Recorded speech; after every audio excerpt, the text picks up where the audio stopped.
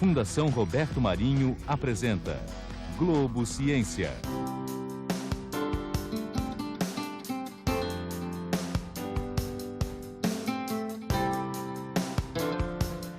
Rafael Domingues, Fernando Diniz, Adelina Gomes, Carlos Pertuis, Emídio de Barros. Esses são os nomes de 5 grandes artistas plásticos brasileiros. O Emídio, por exemplo, foi considerado um dos gênios da pintura brasileira pelo poeta e crítico de arte Ferreira Goulart. Por que o senhor considerava o Emídio um gênio da pintura? Eu me referi a ele nesses termos porque, de fato, ele é um artista excepcional. Quer dizer, ele tem qualidades realmente de artista. Eu acho que a característica principal da obra do Emídio é a densidade isso da pintura, quer dizer,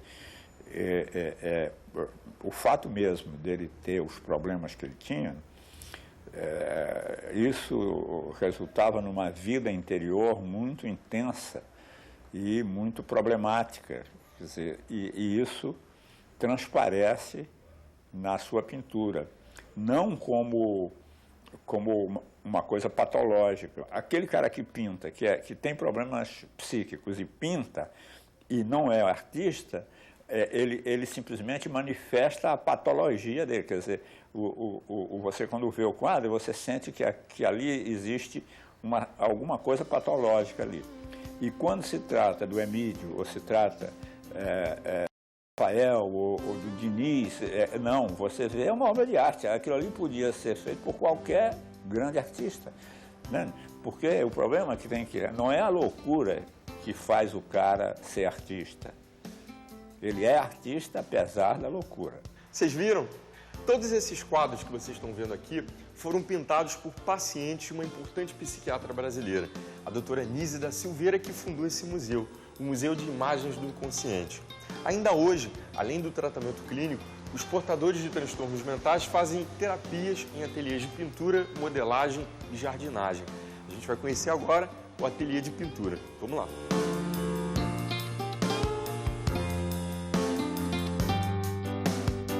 O que você está pintando aí? Uma deusa, né? Você gosta sempre de desenhar figuras humanas? Só figura só, não gosto muito de paisagem, não. O que você está desenhando aí? No caso, estou fazendo aqui um desenho abstrato, né? Significa tudo que não é real é abstrato. O senhor já ouviu falar na doutora Anísia da Silveira? Psiquiatra alagoana que revolucionou os métodos de tratamento desse hospital. Estou aqui há 23 anos. Conheci a doutora Anísia já no final de... E ela foi uma lutadora, uma guerreira, né? Tirou-nos das enfermarias, né? Então aqui era o nosso refúgio, a nossa liberdade, então o livre-arbítrio de você escrever, se expressar do jeito que você pudesse. A minha terapia é poesia, porque extravasa aquilo que está dentro de mim. Tem uma aqui que eu adorei, gente. Vou ler só um trechinho aqui. Deixa eu ler. Lê, então lê aí. Mente, é minha mente. Mente, mentecaptamente pensando, é mente. Mente, discrimina e indiscrimina, é mente. Mente, ama e desama, é mente. Mente, sensível e insensível, é mente. Mente, saudável, doente, é mente.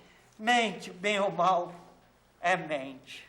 O que é a nossa mente, não é? A saúde mental também deve ser vista por esse lado, não sendo discriminada, como muita gente coloca a pessoa alienada, e nem todos têm esse grau de alienação. Quem de fato é louco? Nós aqui estamos em tratamento para voltar para o mundo daquele. Com certeza daqui eu não quero sair. Nem que eu tivesse curado. Aquilo é um mundo que nós pensamos que é um mundo habitável. Você já ouviu falar na doutora Anísia? Ela foi revolucionária no sentido de ver valor nos doentes, criando arte, desenvolvendo arte. Quantos artistas ela gerou aqui dentro com o trabalho dela? Doutora Anísia da Silveira, receba o meu amor e minha gratidão. Sei que a senhora está no céu, ao lado de Jesus. Daqui eu vou vivendo, vou me tratando, vou seguindo num caminho de luz. A doutora Anísia da Silveira era uma mãe. Ela que não teve filhos, mas ela foi mãe de todos nós. Até que ponto, se não fosse ela, a gente estava até eu e o Gilmanicon jogado naquela visão que a gente até vê os quadros reais, que não vale a pena estar comentando aqui, porque agora é um ambiente mais sadio. Uma vez uma doutora comenta, e eu pensei a ideia dela bem razoável, não tinha muita diferença de campo de concentração para manicômio, ao que as guerras trouxeram na realidade. Deixaram um pouco de lado o ódio, né? O mau humor, né? Que hoje em dia dizer bom dia virou ofensa. Aí vira a pessoa até se fecha por causa do mundo tão difícil que tá lá fora, né? Tanto crime, tanta coisa errada, e a pessoa até endurece um pouco o coração. Que as pessoas sigam mais a voz do coração, né? Embora daqui tenham saído importantes artistas plásticos, a doutora Anise da Silveira usava a arte como tratamento. Acreditava que a pintura mostrava mais do que qualquer outra atividade porque trazia retratos do mundo interno do pintor como se fosse possível ver através de frestas o que se passava na mente do portador de transtorno mental. Nise da Silveira, a mulher que revolucionou a psiquiatria brasileira, é a nossa personagem do Globo Ciência de hoje. Eu estava no Hospital Galote e me mandaram para o Hospital Gustavo Riedel sem me avisarem nada. Eu não sou mais uma pessoa, sou uma coisa sem nome. Essa foi a resposta de um paciente à pergunta da doutora Nise da Silveira sobre por que ele tinha deixado de assinar os seus quadros. Tratava-se do plástico Fernando Diniz. A queixa resumia muito bem a situação dos hospitais psiquiátricos na época em que a doutora Nise da Silveira cuidou dos internos do Hospital Pedro II. Pacientes tratados como objetos, submetidos a eletrochoques, dopados, contidos em camisa de força. E como terapia ocupacional, eles faziam os trabalhos necessários ao funcionamento dos hospitais. Eram meros serventes para fins de economia hospitalar. Nascida em Maceió em 1905, Nise Magalhães da Silveira formou-se na Faculdade de Medicina da Bahia em 1926. Mudou-se para o Rio de Janeiro, onde se tornou amiga dos poetas Manuel Bandeira e Rui Ribeiro Couto. Sem trabalho, passou a frequentar a clínica de neurologia do professor Antônio Austregésilo, que em 1933 a inscreveu num concurso para a psiquiatria do Hospital Pedro II, conhecido na época como Hospício da Praia Vermelha, o primeiro hospital psiquiátrico do Brasil. Foi no Hospital II que a doutora Nise da Silveira aprendeu a lição que, segundo ela mesma, desmentia os livros de psiquiatria. Era a época da intentona comunista de 1935, uma rebelião contra o governo Getúlio Vargas. Uma enfermeira viu livros socialistas na mesa da doutora e a denunciou. Ela foi presa no próprio hospital, ficou 15 meses na prisão, onde conheceu Graciliano Ramos e se tornou personagem do livro Memórias do Cárcere. Já a enfermeira que a denunciou levou uma surra enorme de uma paciente de nome Luísa que preparava o café da manhã da doutora. Luísa era esquizofrênica e, portanto, segundo os livros de psiquiatria, deveria ser alguém diferente e sem a... Eu vou começar com um dos seguidores e discípulos da doutora Nise da Silveira, Luiz Carlos Melo, diretor do Museu de Imagens do Inconsciente. Como é que era a relação da doutora Nise com seus pacientes? A relação dela era toda baseada no afeto, no convívio. Por exemplo, na história de Adelina Gomes, uma das frequentadoras do ateliê, ela era tida como autista, não conversava com ninguém, não se comunicava com ninguém. Todo dia a doutora, para chegar ao escritório dela, passava por Adelina e dizia: bom dia, Adelina. Adelina nunca respondia. Um belo dia, Adelina mandou com a mão e a doutora Nise fez que ia voltar no dia seguinte. Em vez de falar bom dia, Adelina estendeu a face e Adelina beijou ela. Estava estabelecida a relação afetiva. Além do afeto, que outras características que a doutora Nise tinha? Ela nunca permitiu grades no trabalho, ela não aceitava as formas de tratamento violentos da psiquiatria, nem a arquitetura hospitalar. Então, no trabalho, ela imprimiu uma palavra fundamental, que é a liberdade de expressão, a liberdade de convívio e o respeito a essas pessoas. E a pintura, como é que surgiu? Ela cria o serviço de terapia ocupacional por não aceitar as formas violentas de tratamento, como a lobotomia, o eletrochoque, o coma insulínico. Então, ela vê na terapêutica ocupacional uma forma não violenta de tratar essas pessoas. Esse serviço foi se desenvolvendo até atingir 17 atividades diferentes. Interessante, gente, que dentro do trabalho de pintura, um símbolo que apareceu recorrentemente foi a mandala. Mundo das Estrelas. O que significa essa obra aqui? Isso é uma mandala feita por Fernando Diniz, que ele fez para a exposição que foi realizada no Paço Imperial sobre o seu trabalho. E qual foi a interpretação que a doutora Nise deu a esse trabalho de Fernando Diniz? O que ele queria dizer? A psique humana, ela busca a ordem. O círculo é o símbolo por excelência da unidade. Então, quando a pessoa vive um estado de confusão mental, a psique está contrabalançando esse estado de confusão com os símbolos da unidade. Então, existem forças autocurativas na psique. Foi através das mandalas feitas espontaneamente no ateliê que a doutora Nise entrou em contato com a psicologia junguiana. Obrigado pelo encontro e valeu aí pela entrevista. De nada, estamos às suas ordens.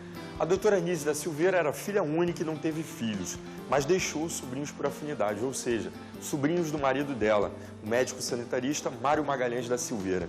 A gente vai conversar com um deles.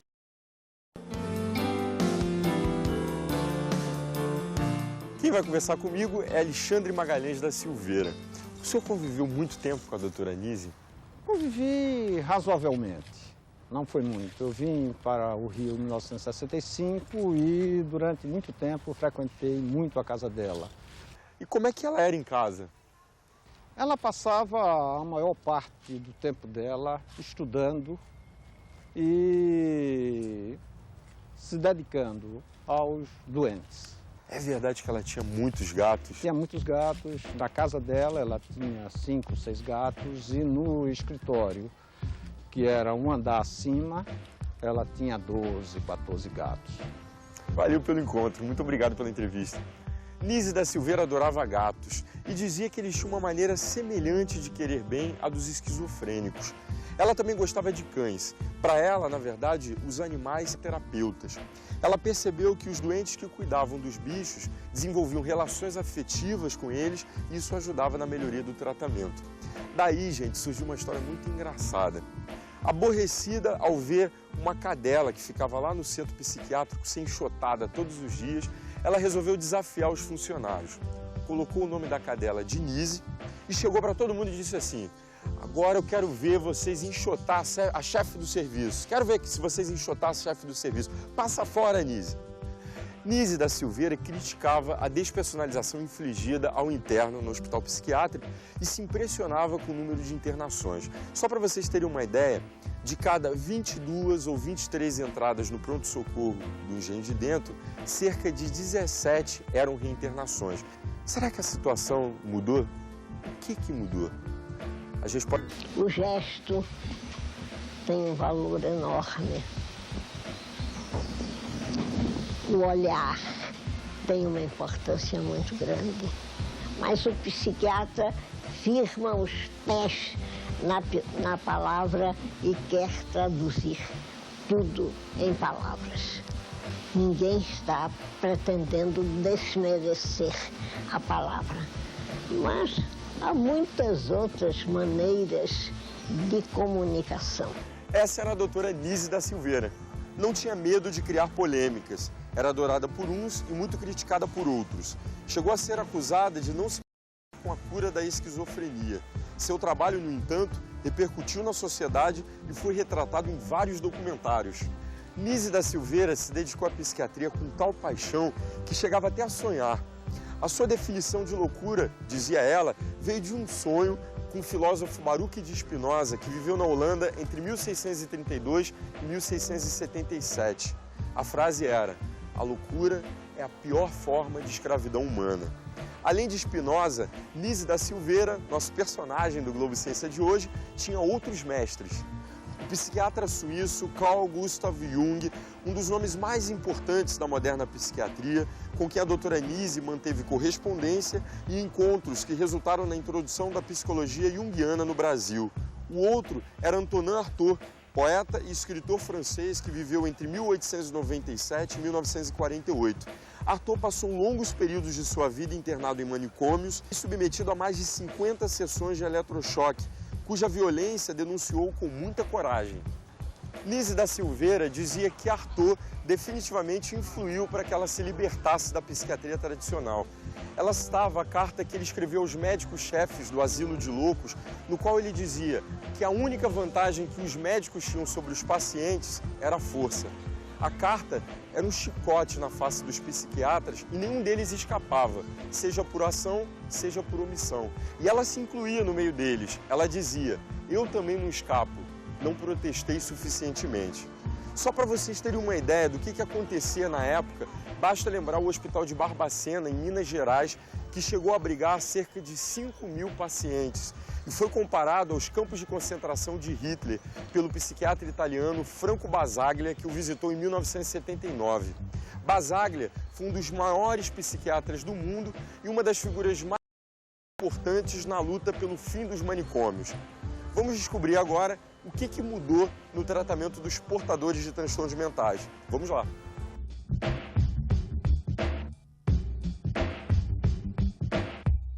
Quem vai me receber é Fernando Portela Câmara, médico psiquiatra, conviveu com Nise da Silveira e escreveu 2 artigos sobre o trabalho dela.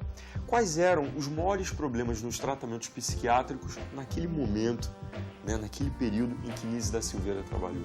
Quando a Nise começou a sua carreira, a psiquiatria ainda não estava desenvolvida o suficiente.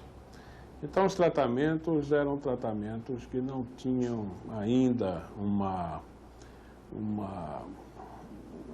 consistência, no sentido de estabilizar os doentes mentais, no sentido de fazer com que eles pudessem viver socialmente sem dificuldades, sem problemas. A doutora Nise era contra a lobotomia, a insulinoterapia, o eletrochoque. Eu queria que você descrevesse para a gente cada um desses tratamentos e mostrasse quais as consequências para os pacientes. A lobotomia era uma operação extremamente simples que consistia em desconectar o lobo pré-frontal do restante do cérebro, diminuindo a agitação. E como é que era feito isso? Isso era uma operação simples, o paciente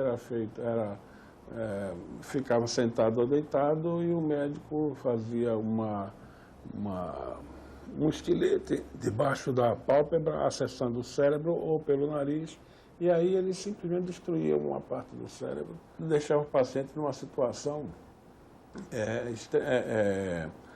permanentemente defeituosa. A insulinoterapia era utilizada para pacientes esquizofrênicos agitados, delirantes, em surtos, para o paciente maníaco. Consistia em dar uma injeção de insulina, consequentemente havia uma queda brusca da glicose, o indivíduo desfalecia. Quando o paciente voltava a si, ele já estava bem melhor da agitação e seus delírios. E o eletrochoque?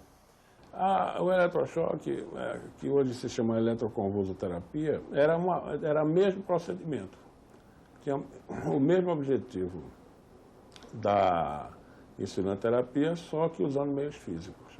Quando a gente pensa em Nise da Silveira, a primeira coisa que vem à cabeça é o lado humano do trabalho dela. Onde é que a ciência estava presente ali? A Nise foi basicamente uma terapeuta ocupacional que introduziu a arte-terapia, a laboterapia e uma série de modalidades de tratamento que ocupavam o paciente e, com isso, buscava-se a sua ressocialização e a sua melhoria do ponto de vista de utilizar melhor suas reservas psíquicas para o seu funcionamento diário. Vamos falar um pouquinho de pintura. Como é que um quadro, como é que a análise de um quadro pintado por um paciente com transtorno mental pode fazer com que se compreenda aquilo que está pensando, que se passa na mente dele? Ela não contribui para o diagnóstico, mas ajuda para nós entendermos como está funcionando a psique dele.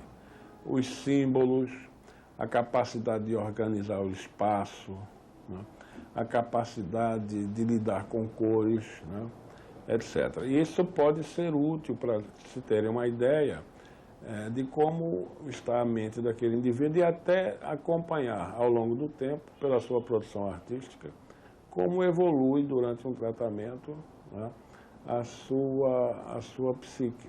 Fernando, muito obrigado pela entrevista. Queria estar aqui com você. Eu que agradeço. Como é que anda a saúde mental no Brasil, hein? A gente vai procurar as respostas na Fundação Oswaldo Cruz.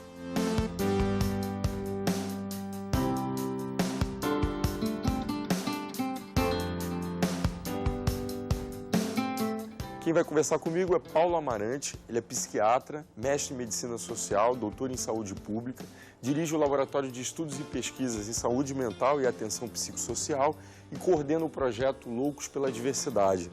Paulo foi uma pessoa de extrema importância na reforma psiquiátrica de 1978.